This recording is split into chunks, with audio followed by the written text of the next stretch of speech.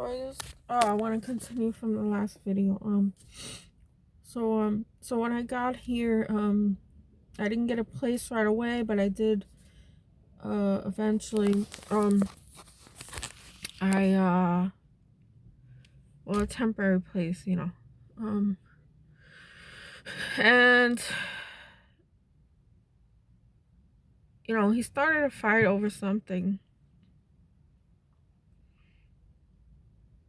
and he demanded that I pay him $250 because I'm not going to take advantage of him and stay in his house. Even though he just told me, don't worry about going to a hotel, whatever, you could stay here. Okay, this is what a crazy person does. I'm not crazy. I know exactly what happened. And then he goes, well, you got to get out of here. If you don't pay me $250, you got to go.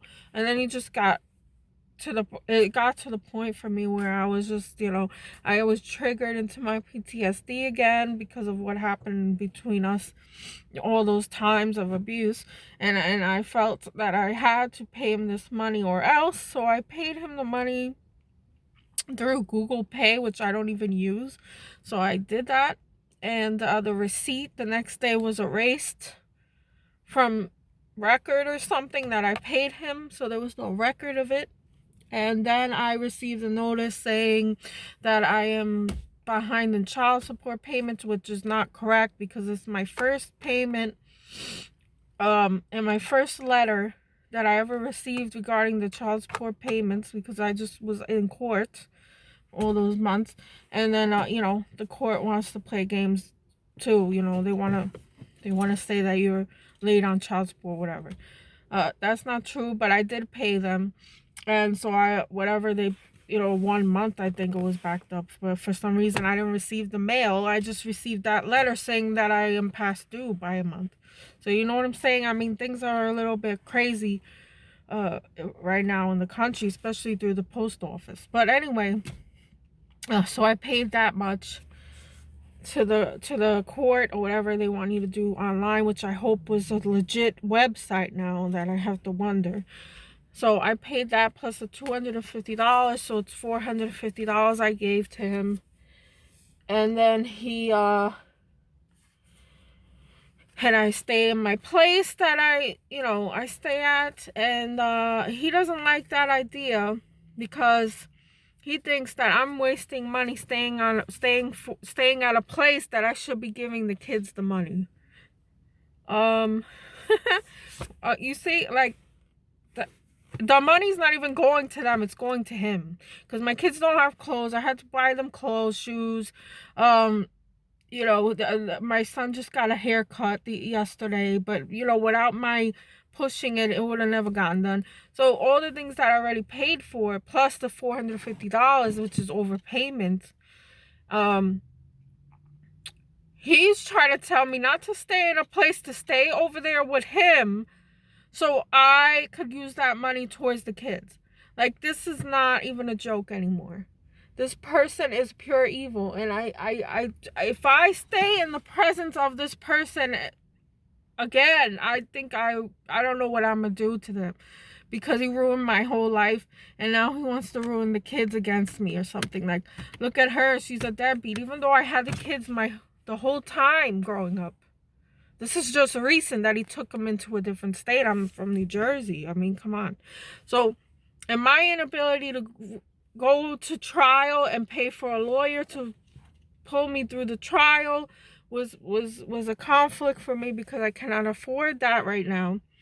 So that is the only reason why he has full custody of them, because they're already in the state, and it's just a joke.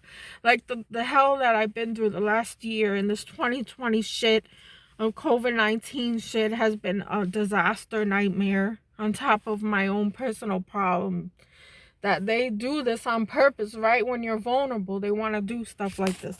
So, and not only that, he left the house he's supposed to be living in with the new girlfriend, the new supply or whatever. And this is not the world I want to live in. Like, I don't deserve that kind of treatment, especially growing up in a house like that. I refuse to accept that kind of behavior from anybody again. Like, I have a short fuse of what I am tolerating because of the damage that has been done to me from these people. And so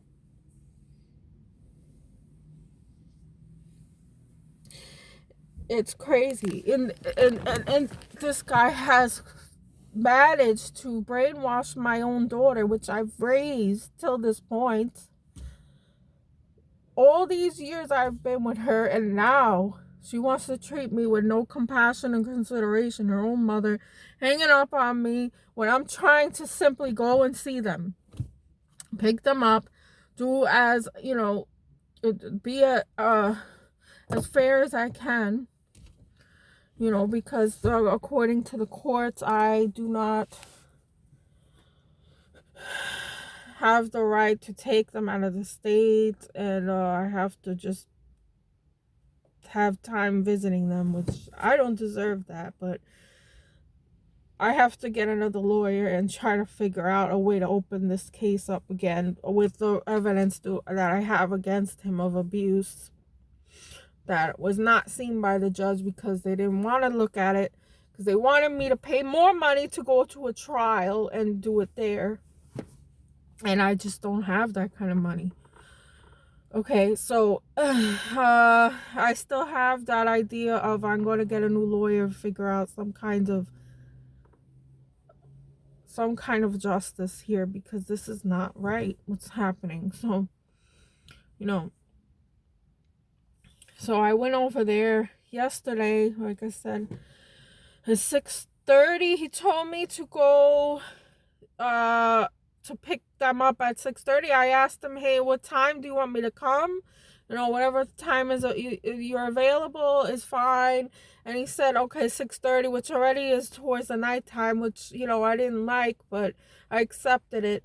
And I went there at 6:30, waited 2 hours, and no phone call, no communication from him saying, oh, I'm running late, we're about to head to the house, or whatever, sorry, you gotta wait. None of that. And this is a grown adult. So then I contacted my daughter, and she's like, well, I didn't know you was coming today.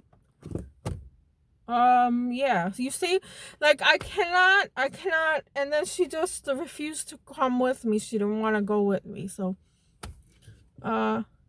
my son is not the same like my daughter, but to take one and not the other, I feel bad. So I try not to do that. So tomorrow we try again. I rented this place out for a month to see what was going to go on here, because I'm not completely solid on me really moving here, because I got to move everything over to the state. And this person is just going to make my life miserable and harder when it doesn't need to be, when I'm trying to work with him and communicate and cooperate. And this is why these people don't live on the same planet. And it's getting to the point where I feel like I have nothing to lose, that I may snap if I have to be around him in a closed environment or something too long. I'm afraid of myself. So I don't go near him, because it's going to be an argument that will just get misdirected towards me being at fault for something bizarre. So I just like, okay, you want it this way, I'm going to follow what you want. And still he does not have the respect or anything, maturity, to follow through with anything that we're arranging together. And the only way to get him to do these things is go back to court, but then he still won't do it.